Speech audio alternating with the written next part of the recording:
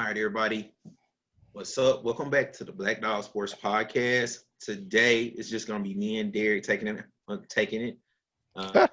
AJ. We don't have Coach Bill on here, so it's just gonna be us two. And I don't know if Ricardo gonna join us at any point. Today we do have a guest calling in. A guy I used to do a podcast with, The Shop with Jay Short and Steven. Well, I guess it was M. Smith at the time, Stephen B. Smith. Now he's a touchdown Alabama. So we're gonna have him come in to talk about Tyrell Shavers. So I guess technically, Derek, let's go ahead and shoot a little bit to Derek, the senior member, I guess, of the podcast today. Still. Yeah. So Derek, just tell us how you feeling, man. I'm doing all right, and Steven is ready, so just let me know when you're ready for me to do that. Man, just want to pray for everybody. We got a lot going on in our society with not just COVID, but with, continuing police brutality, protests, and, just want to pray for everybody that, everything is good in your life. And if your family is dealing with COVID, pray for healing. Just better days, man, Right. Man, I kind of agree with that. And I'm kind of excited or, really looking forward to kind of to continue to talk about what's going on in America right now. It does seem like it is a paradigm shift, and we're talking about some different things. So, and it seems like the world is changing right before our eyes for many reasons. So I am looking forward to really just discussing that tonight. But before we get into that, we got to discuss some Mississippi State related talk first and discuss a little football. And then Derek's going to share a few news items with some baseball players and some women's basketball players. Let me know when you're ready for me to ask Stephen too. All right. So first we're going to start off with Tyrell Shavers coming to Mississippi State. And what do we think that means? And then you can go ahead, I guess, ask Stephen now, and then we'll kind of discuss, and then we'll ask him what we're getting in Tyrell Shavers. So Derek, tell me, what do you think we're kind of getting in Tyrell Shavers? What do you think his impact on our wide receiver rotation next year? Well, I mean, he's been at Alabama for 3 years, so we know he graduated in 3 years. So, So we know that he's an intelligent young man. Based off looking at his scouting, he was a highly rated 4-star athlete. Just hadn't really played more than special teams at Alabama. But hey, he's a 4-star recruit that Alabama wanted. And I'm hoping that he can give us a big, fast target for our new air raid offense. So I guess we'll see once practice gets ready to start. Yeah, I think, I went back and looked at some of his high school highlights, and then obviously he hadn't been very productive at Alabama, and so he hadn't played so far. So we don't really know what we're getting 100%. We know he's a guy that was highly rated coming out of high school. Just looking at some of his high school stats, he wasn't highly productive in high school, but he does come with a world of potential. Obviously, he didn't pan out at Alabama, but, if you go back and look at the recruiting class that he was in a recruiting class with a lot of very talented guys. So I think you really have to kind of look at that he was in a recruiting class with a lot of talented guys. So I do think it might have been a situation he got kind of lost in the shuffle. You're in front of 3 guys that are first-round caliber talents, legit. So it could have just easily got lost in the shuffle. And so maybe just looking for a fresh start here at Mississippi State. Yeah, I guess we're waiting on Steven's audio to connect. But, yeah, I hope he's able to help us because, our previous offenses under Dan Mullen and then under Coach Joe Moorhead, we have not had a consistent deep threat at wide receiver. Now, we're going to have to find one in the Mike Leach air raid offense. Someone, be it Shavers, be it Osiris continuing his arc, be it a young freshman that has yet to, I guess we call it a young pup, getting ready to get his paws wet in maroon and white. I don't care who it is. Under Joe Moorhead, we kind of went with a certain rotation. I would love to see a platoon of wide receivers, that can tire out defensive backs and just be able to allow us to go up and down the field with Kylan running it and catching out the backfield and KJ Costello throwing those precision passes all over the field. So I don't care who was our leading receiver. You know, I just want someone to catch the darn ball. That's all I care about. Don't want to see the ball on the ground. Don't want to see it flipping off your fingers. I want it in your hands. Tuck it, run it, score it. What's going on, Steven? I'm good. So Y'all see me? Yeah, Yeah, we can see you. Oh, now we can't. Good. We don't want to see that touchdown Alabama background. It's ugly.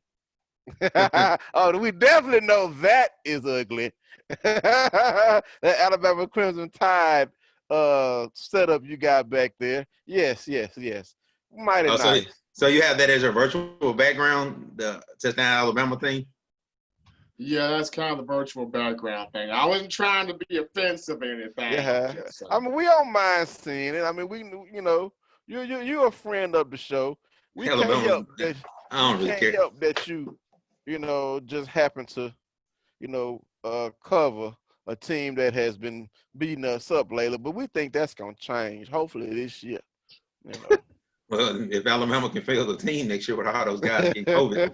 Well, we're gonna hope, even if we're gonna hope those young men get healthy as well.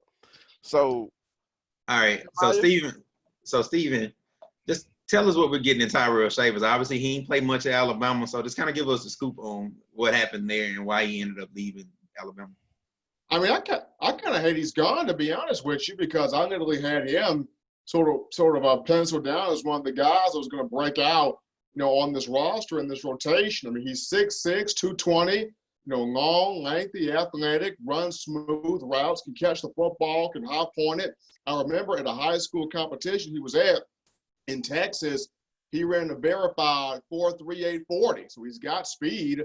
Kind of reminds me of Cam Sims when Cam Sims was at Alabama, but injuries, you know, kind of took him. And Shavers played in, you know, he played in some games last year. He only had one catch. It was tough for him to try to break a rotation that had Jerry Jeudy, Henry Ruggs, Devontae Smith, and Jalen Waddle, all those guys in there. And now with this upcoming season, you got Waddle, Devontae Smith, Slade Bowden, John Mechie, Xavier Williams, among other guys. So Shavers kind of seeing the talent there that he's going to have to fight against, and already having his degree. You know, he knows he's got 2 years left of eligibility to play. And to be honest, I think he would be sort of the poor man's version of De'Runnya Wilson. You know, God rest that young man's soul, and how special he was at Mississippi State. So when I look at, you know, Shavers, he's kind of that poor man's version. Now, he could probably run a couple of more routes than De'Runnya was able to, but the physicality is pretty much basically there. The ability to catch the football from a KJ Costello. So he would kind of be a poor man's Bear Wilson.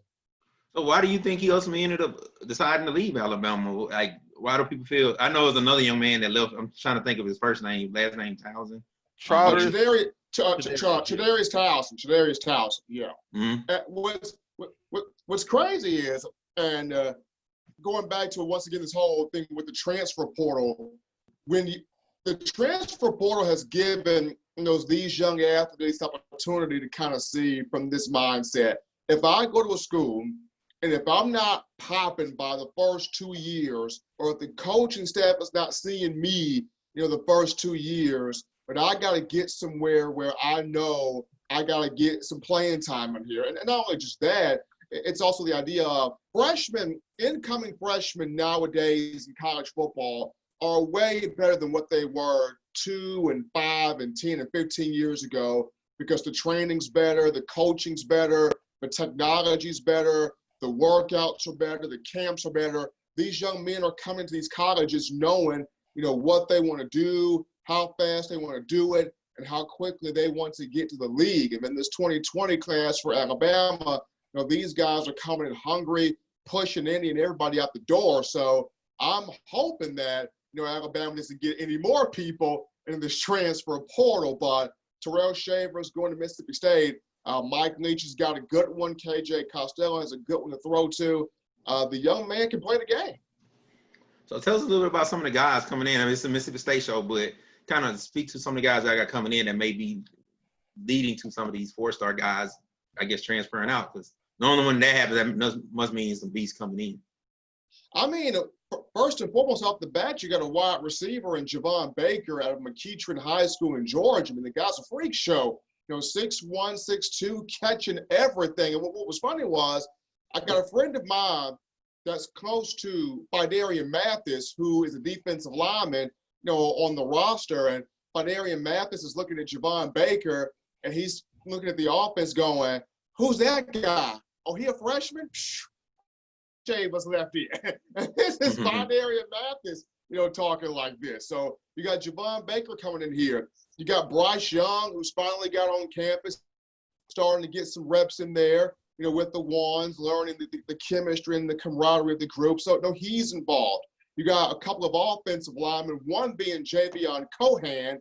Now, I don't think he will play a lot this year just due to the depth and the rotation and the talent that's on this offensive line. But Javion Cohen, another guy that's getting his timing in there. And then, defensively, you got guys on the defensive line, big Tim Smith, big Jamil Burrows, Will Anderson, who's here as well. So there's about 5 to 6 freshmen that you definitely want to keep your eye on. I know a lot of people like to say, well, Bama don't play true freshmen. Bama don't love them boys. But Coach Saban, since '08, has never shied away from putting young cats on the field.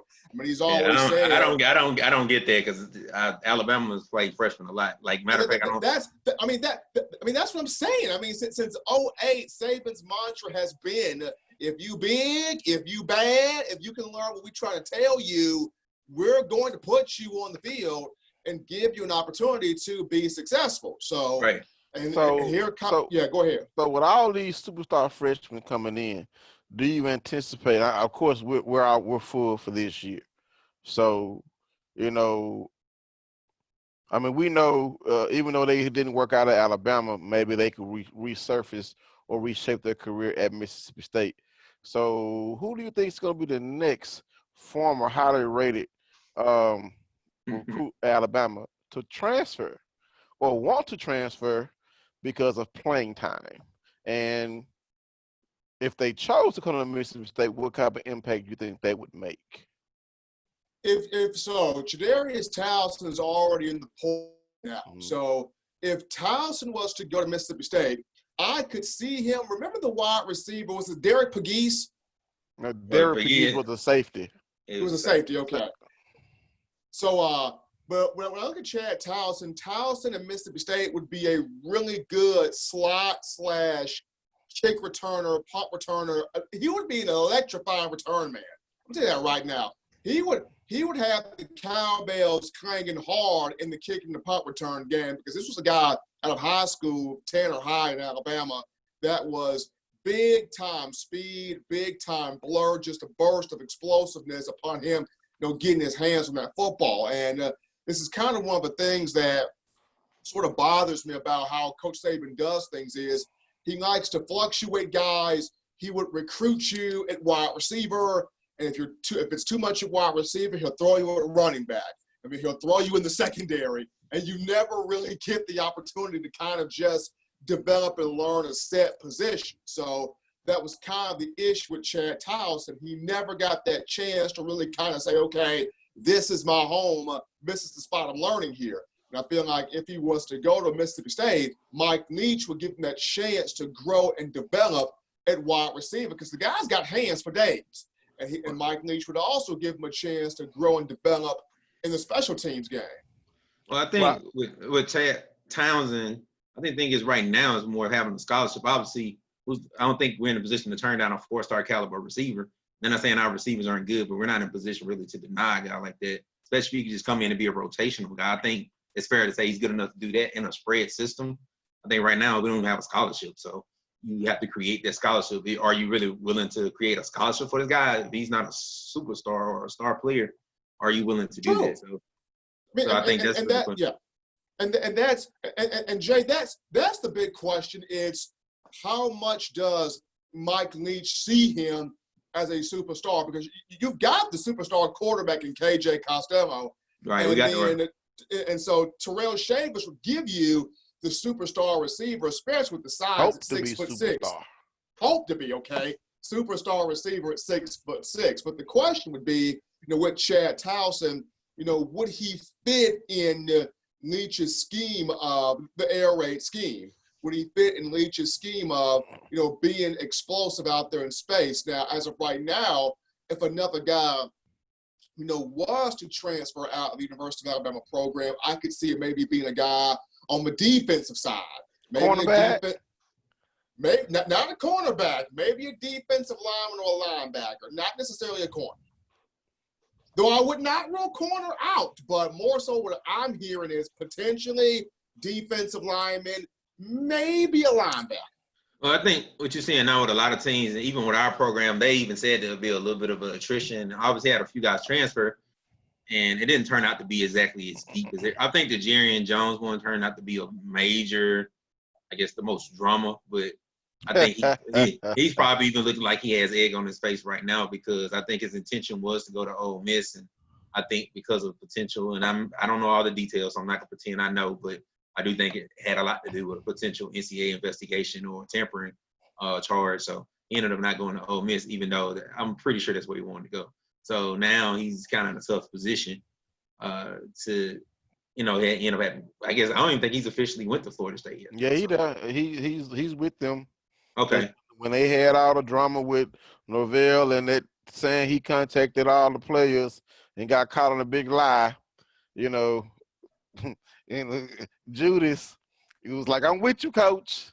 I said I wasn't gonna call him Judas Jones no more. So you went from one person else. So you went from one person that was calling a racist to another person that was calling a racist. So you would go from one person that called a racist to Ole Miss, who the Rebels, and then you go to. Never mind. Keep moving.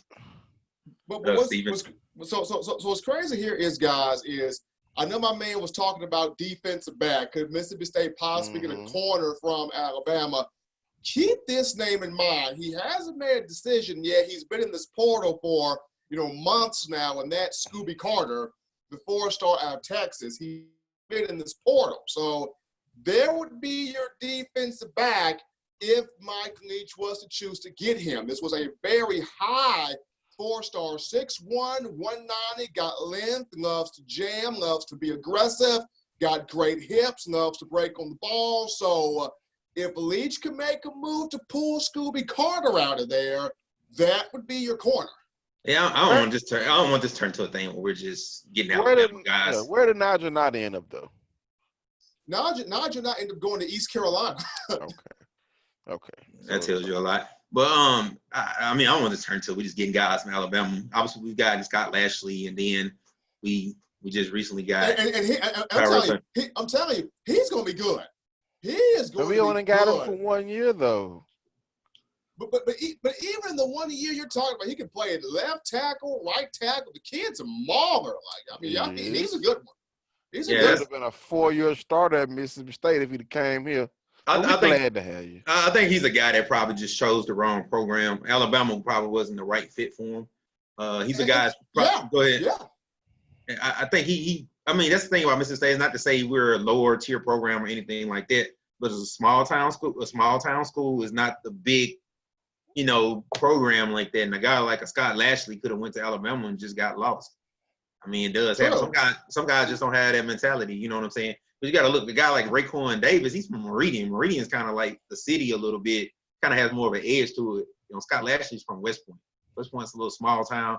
I'm from the GTA just like he is, so it's I'm from that area, so it's a bunch of small towns. So I think I don't know everything that went on in Alabama, but if you're saying he was a good player, sometimes you get lost in the shuffle because obviously Alabama, if you don't pan out your first year and they have to redshirt you, they're going to bring in somebody they can recruit over you. And that's the scariest thing because, like I said, nowadays these young athletes, they got a mindset of, I'm trying to get out the mud 3 years off to the NFL.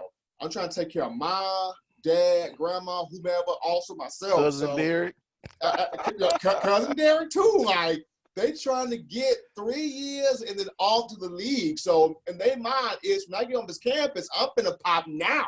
Because if I don't pop now, I get 2 or 3 recruiting classes buried on top of me. I got tree trunks growing out of my feet, man. I gotta do something.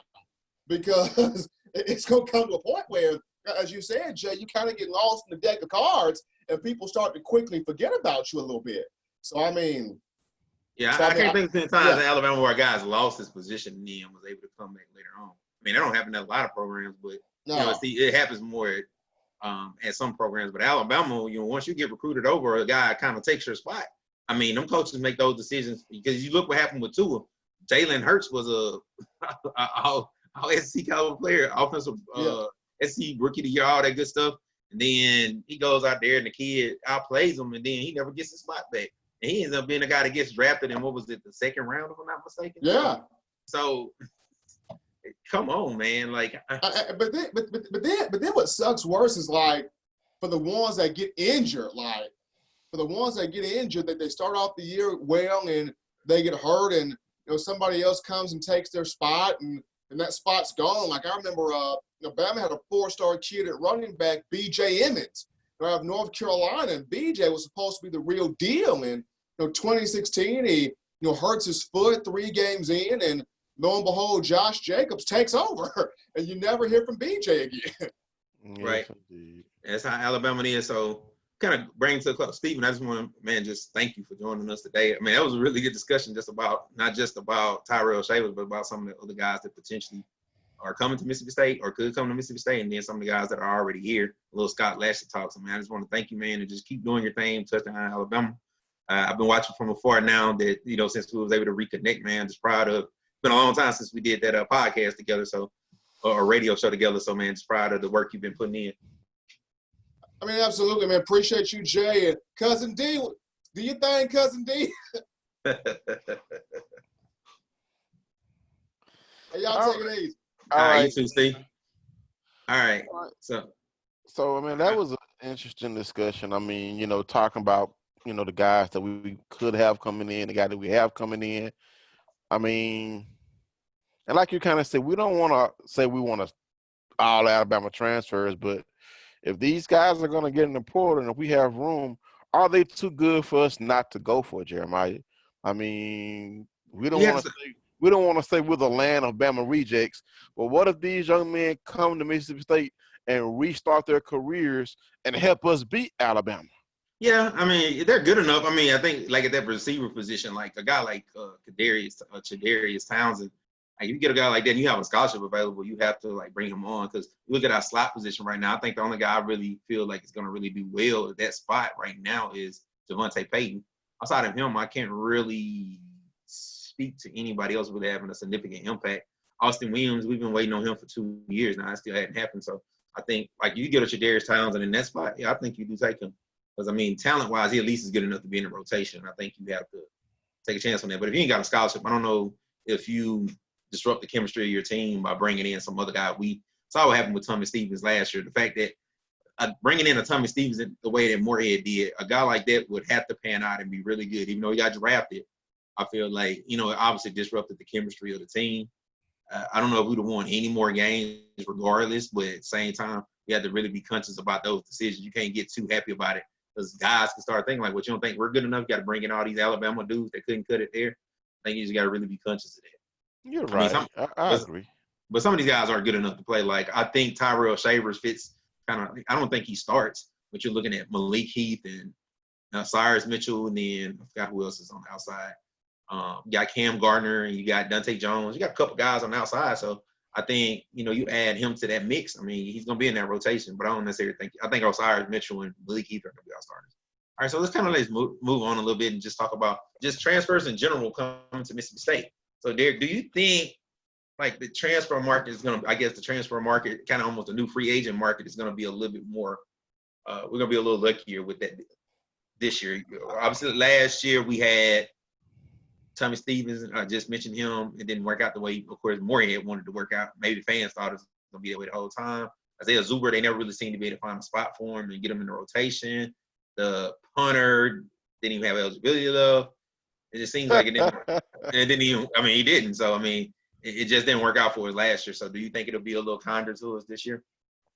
I certainly hope so. I mean, right off the bat, Thomas Stevens versus KJ Costello, you're going to point the greater than sign at KJ Costello, because looking at just their careers, Thomas Stevens can't hold a candle to KJ Costello. Scott Lashley, coming in, career backup at Bama, but he's a guy we really wanted. I think he's going to help us. Who else do we get? We did get some kickers, got some special teamers. So hopefully those young men can help us as well in that part of our game. That's how I don't have them in front of me right now. But I think that this year's transfers are going to be better than last year's. Quarterback-wise, 100%. So I can't wait. Can't wait to see our team get on the practice field and get some practice updates and, get some film of the air raid being implemented.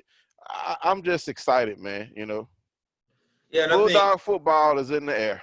I think, as you said, Katie Costello is definitely way more proven. Obviously, he has a resume. He's a guy I feel pretty comfortable in saying that he's going to come probably an all SEC quarterback. I mean, I feel that we're lucky and blessed to get a guy that's projected first round.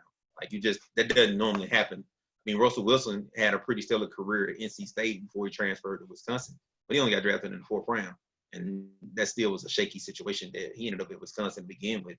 So to get a guy that's going to be a projected first rounder, that just doesn't happen. Right. Joe Burrow evolved into that at LSU, and I still think that has more to do with the talent around him. But at the same time, we looked up and got him. But I think Leach coming in gives us a little bit of initial pop and cachet. So you get a Costello. Now you get a guy like Tyrell Shavers, even though he had a few people looking at him. Baylor, so obviously people thought he still had talent to come to a Mississippi State. Obviously, he sees that opportunity playing the air raid, because even if you don't start, you're going to get yards. He at least knows he's going to play. Yeah, he's going to play. Even if he's a guy, for understand, I think Steve Robertson said somebody maybe don't have the most extensive route tree. But, I mean, we made that work even with Steven Guidry. If he can give us what Guidry gave us as a backup, I'll take that. Being a guy 6'6". Drops. Well, as I say, I hope he's a little better than Guidry in that respect. But at the same time, if he can give us that, be a 6'6" guy, you throw the fade to him, a red zone threat, I mean, he can be valuable. He gets numbers.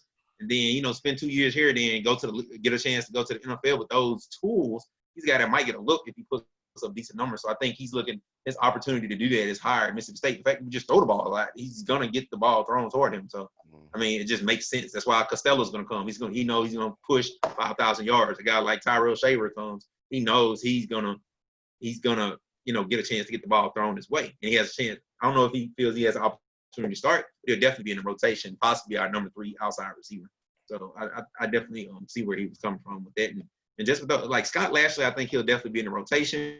And who's the other kid? We got Jay Banks Jr. Oh, yeah, wide receiver. Yeah, and there's somebody else, too. I'm trying to – Von Banks' older brother. Yes. He has 2 years as well. And then at the same time, you have who's that other guy? I keep drawing blanks. But who's the other trainer? Oh, the kicker, Brandon Ruiz. So I think the thing is, too, I think those transfers don't have as high as expectation level. Some of the guys are brought in as backups potentially. So I don't think we really expect much. And I think Costello is proven. So I think it'll be a little better because there won't be much expected from him.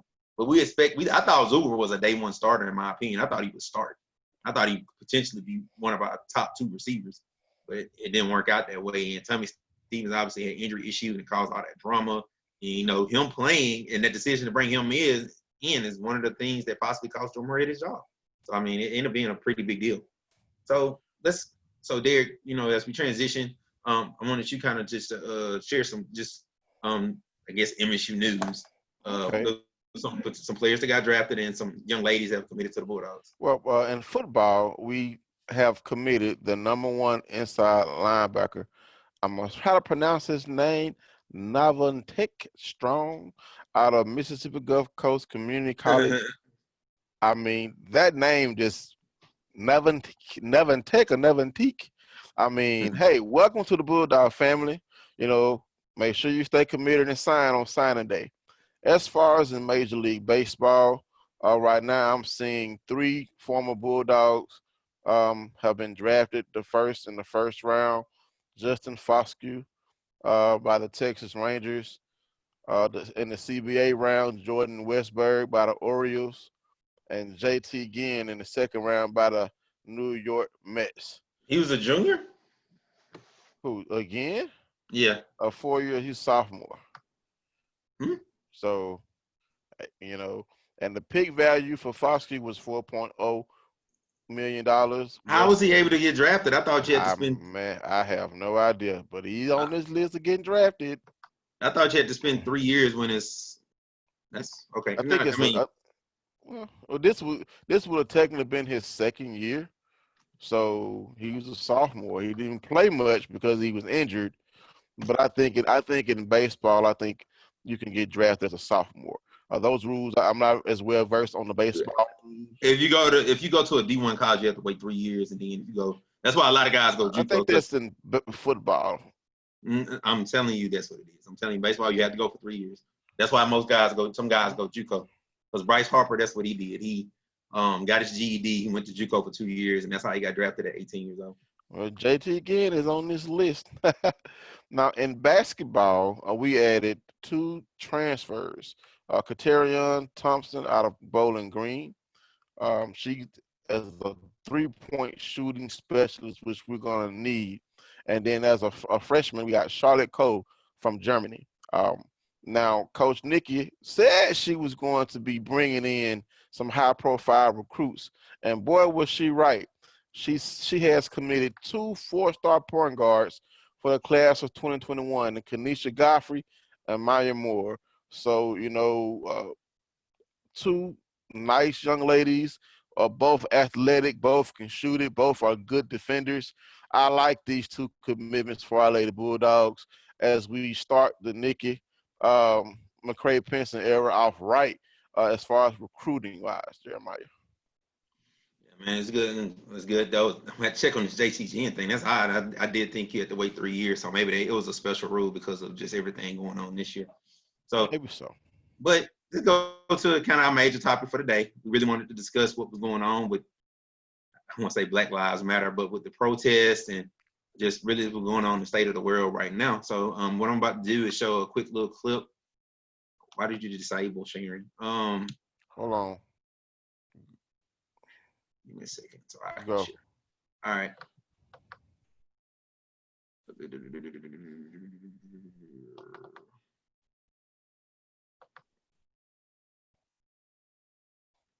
All right.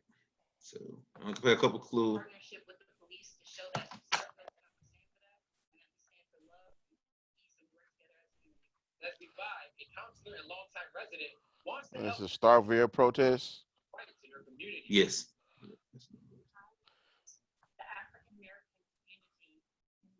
Man, it was an awesome sight to see that. I mean, Starkville, it's not a big town, but they came out in droves. You had a lot of MSU officials out there supporting this protest and the Black Lives Matter movement. I mean, it warmed my heart to see the president out there. I mean, it's time for attitudes to change.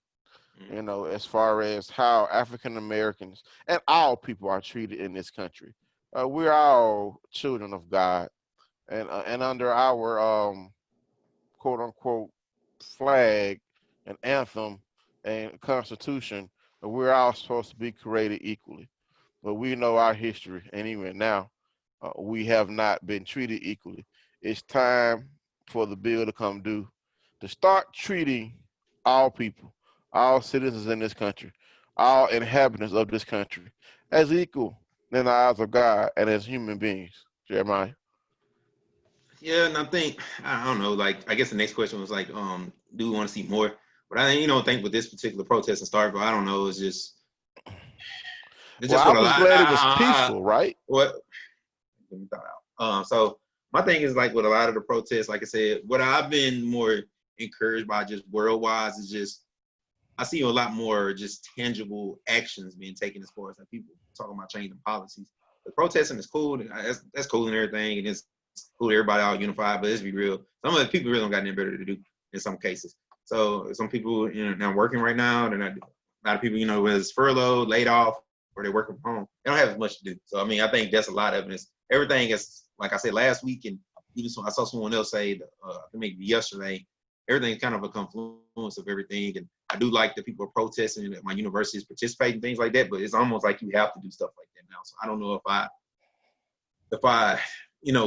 want to put too much stock in it, because if you don't do that, I mean, even if you don't say something, forget like those ignorant people who going against it. But if you're one of those people who don't even speak on it and you don't release even a statement, and then if your statement's not good enough, people have an issue with that. So it's almost, I don't know, man, it's crazy as far as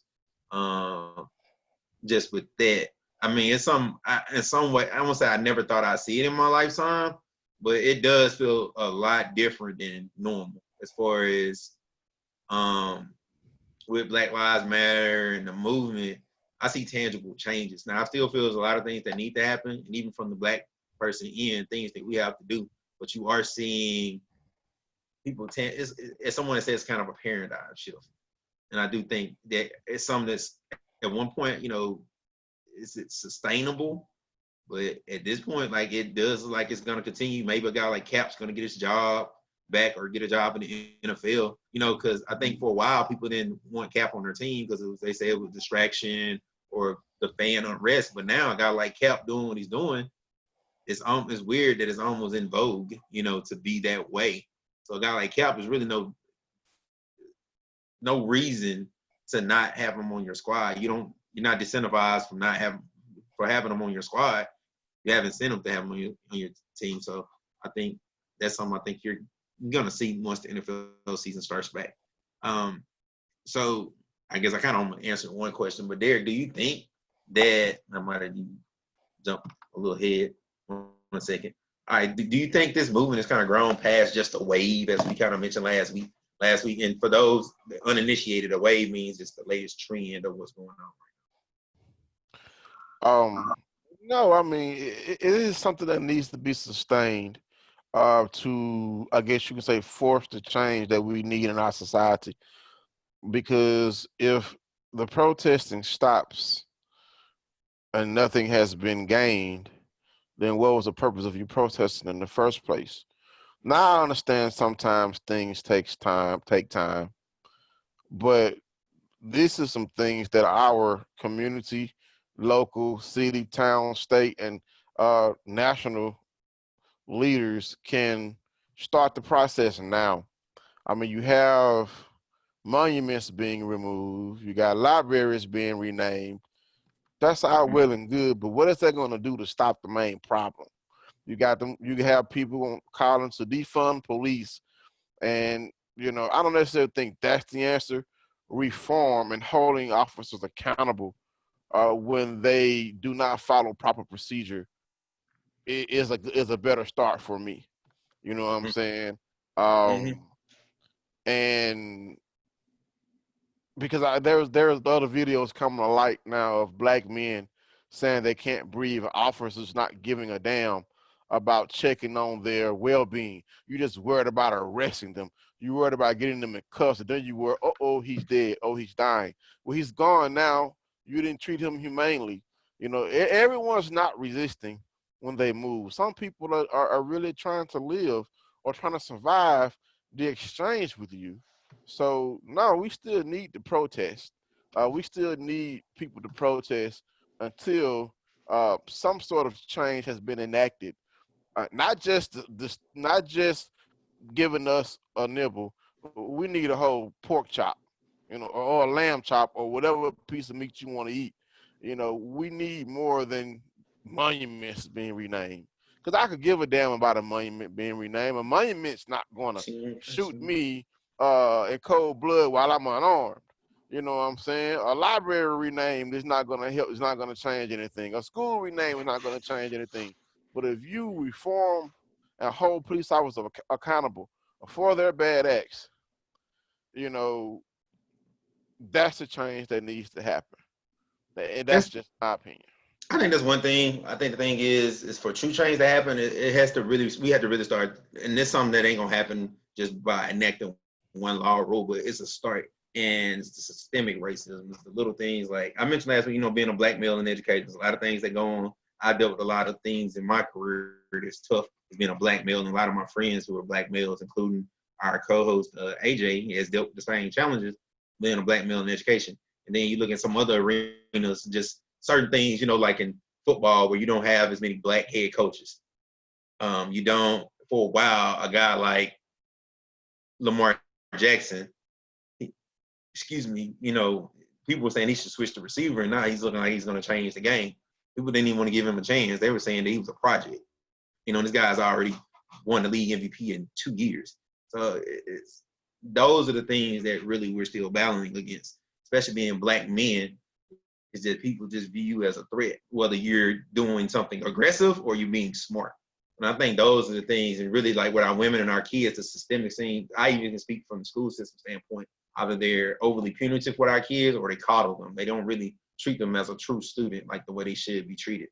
And they're not being pushed the way they should be pushed to be great, to be phenomenal, to be those things. You don't see that within the school system.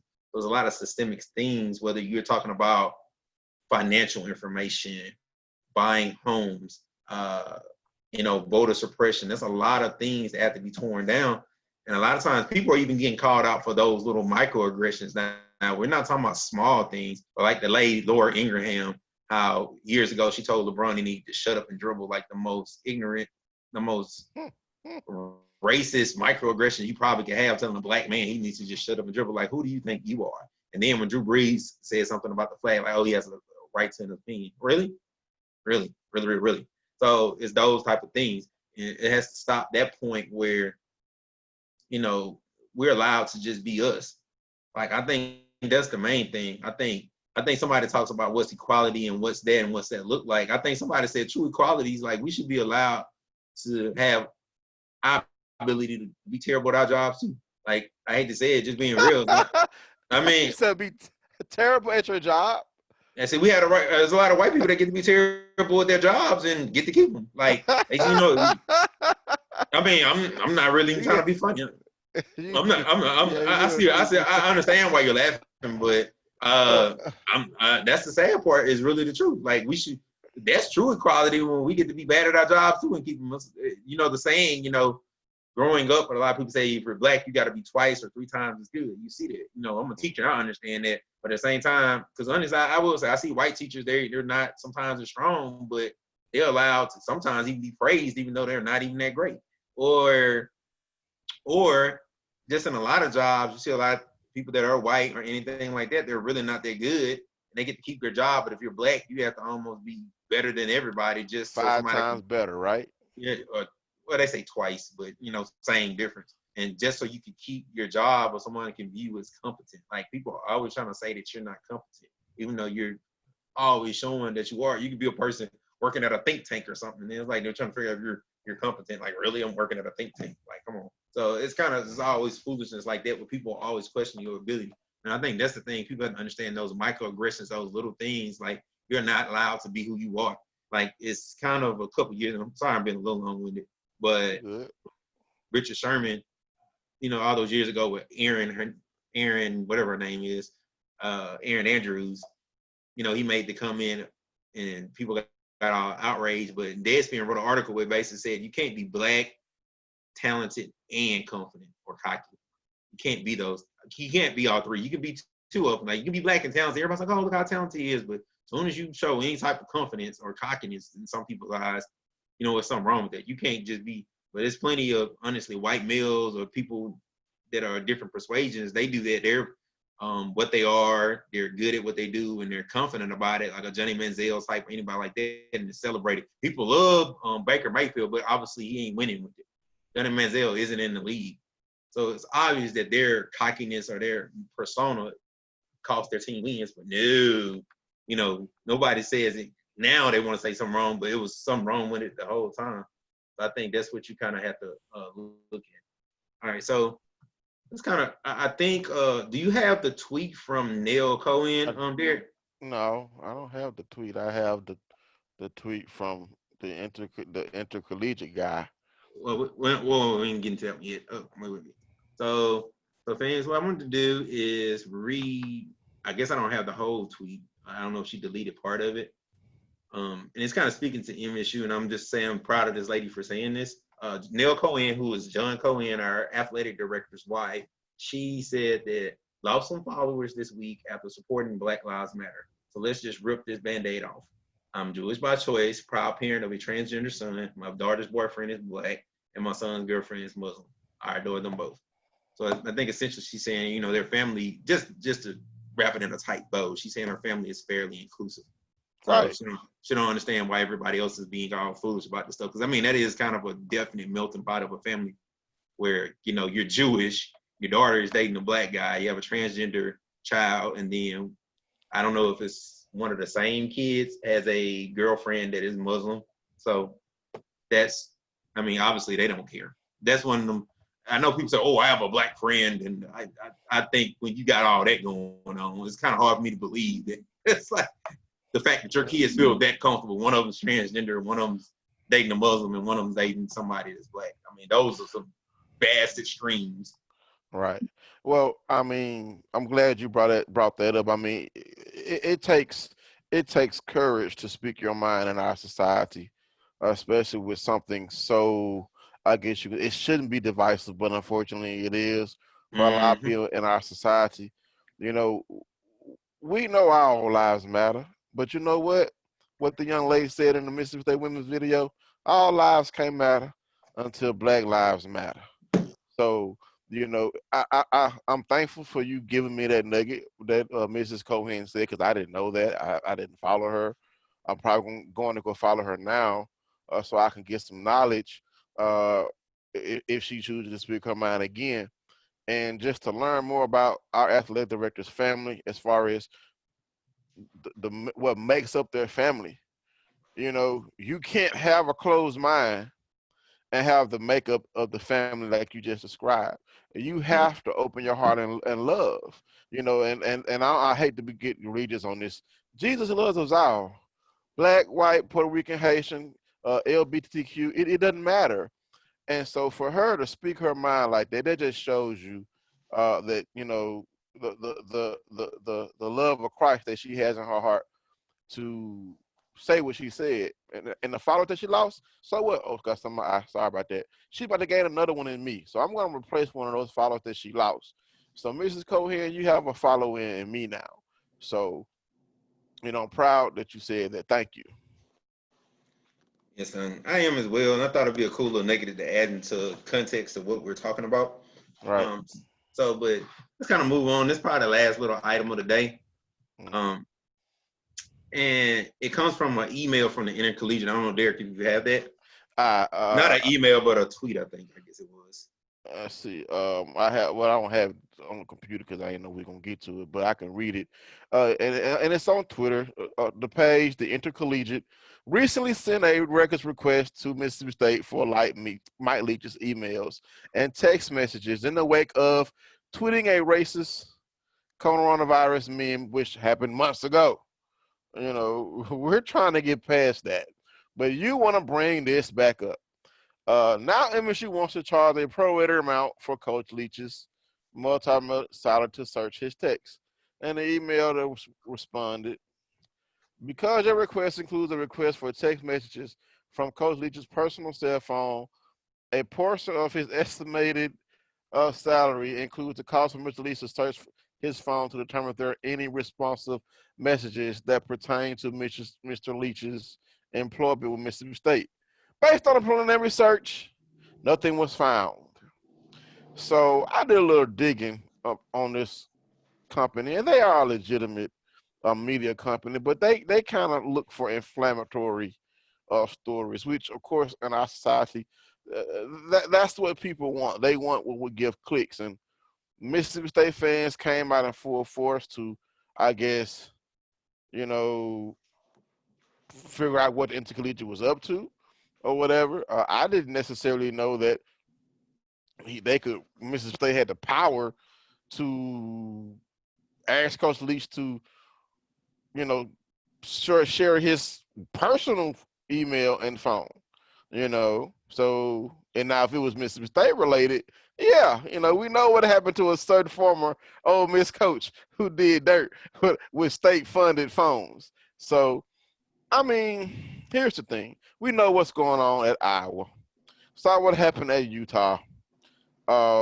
Is more of this going to come out? So I'm guessing that's what this person was trying to pull with Coach Leach. I think with that one, and I'm gonna get to the whole to catch a racist thing, but I think with Leach, they're kind of jumping down a rabbit hole that may not be there.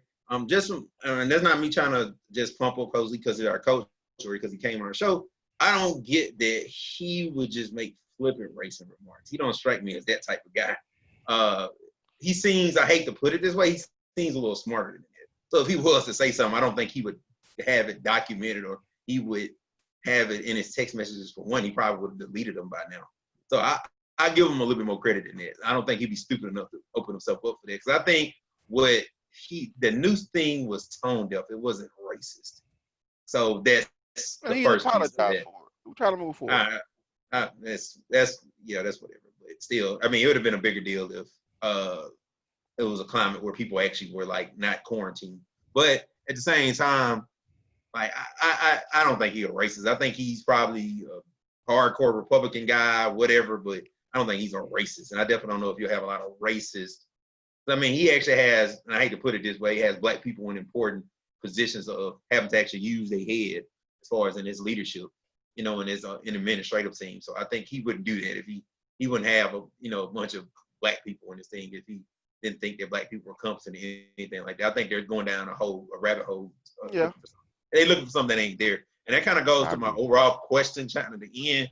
I kind of like, man, something me and AJ even had said he felt like people going to crap out a little bit with the whole movement. Is like, I don't think, with the Me Too movement, it's not me. I want to speak correctly on this. I think I really love the movement of what it's doing and some of the guys and people that we definitely had to get it where, women aren't getting sexually assaulted and different things weren't happening. But you don't want to turn it into where it turns into almost a witch hunt. We don't need it to, I don't want it to be, even as a Black American, I'm glad that we have awareness and things like that. But I don't want people not having an opportunity to redeem themselves. Like, you counsel them before they have an opportunity to learn, because it's kind of similar to what I saw someone post on my Facebook. I'm a Black American. I've grown up my whole life with my grandparents and different people teaching us some things, and we come from a fairly homophobic group of people. So I know a lot of us, if we were really being honest of how we grew up and how we were raised, think about somebody that was a little different than us. So I don't want to be the same way towards somebody that's probably never really had true interaction with somebody that don't look like us. I'm not talking about them super racist people who are white lives matter and kneeling, like simulating George Floyd death and everything like that. Those aren't the people I'm worried about. But those people who, just speaking, just being frank, or providing context. I go to a mostly white church, and a church that's trying to move toward being multicultural. And I understand there's a lot of missteps and misgivings that a lot of people that are not from your culture just have about you. And I've seen that firsthand. So I kind of grown to understand that. And it is a challenge. Like, you do have moments where you're like, what? But at the same time, you got to give people that opportunity to grow. So I think that's the thing. I want people to have that opportunity, but if you just counsel them, basically like you go off the face of the earth. Now, I'm kind of what Charlamagne said may have been some years ago, or maybe it wasn't last year. He's always said he want racism to become almost like I don't know if he said disease, but he said something to that effect. He almost want racism to become like that thing. And I think that's what it's becoming. Being racist or saying even microaggressions is becoming not cool. People losing their jobs over this stuff. Leah Michelle, like I mentioned last week, she lost endorsement over something she did 7-8 years ago. So, and Leah Michelle, the girl from Glee. So she lost an endorsement over something she did years ago in Glee and how she treated people. Oh, yeah, the bullying thing. Yeah, so, I don't know, bullying. She sounds like she's mean. But I think that's kind of like the thing with it. You don't want to become like, to catch a racist. You don't want to become like that. So, I don't know, you just want to add any additional thoughts on that? No, I mean, I kind of spoke my mind on that. I mean, if people would just treat people right, just drop the attitude that, that black person.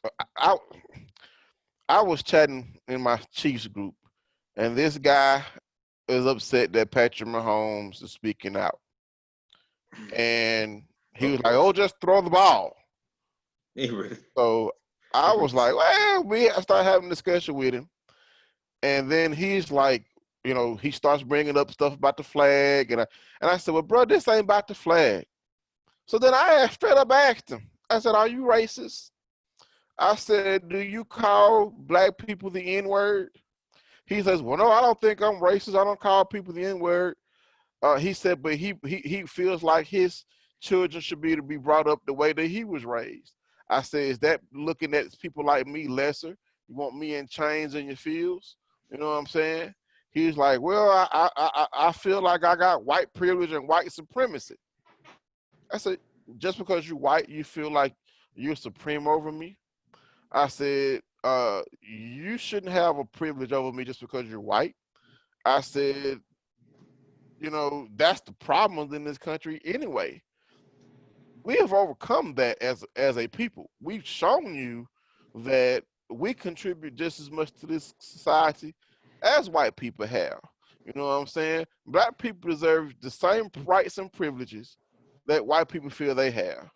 And so he didn't respond after that because I guess he figured I had caught him, like you said, I guess to catch a racist or whatever. Wasn't trying to do that, but he said he felt like white people were supreme to black people.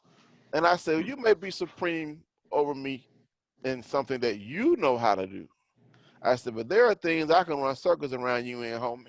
So, and that's based off your knowledge, skills, and abilities. You know what I'm saying? If your knowledge, skills, and abilities separate you from someone, that's fine. That's your ability to learn. But just because we have different skin tone does not give you supremacy over me. Does not mean you're better than me. Does not mean I'm lesser than you. So, I mean, I know we kind of got off football, but to talk about this topic, it kind of hits home to me. I'm a person who has not really experienced or had a lot of direct racism shown at me, but I've heard plenty of stories, and I'm just glad I haven't really had a lot of it directed at me because I'm a peaceful person. My post on Facebook, I've been critical of the rioters, saying that I feel like we should be peaceful.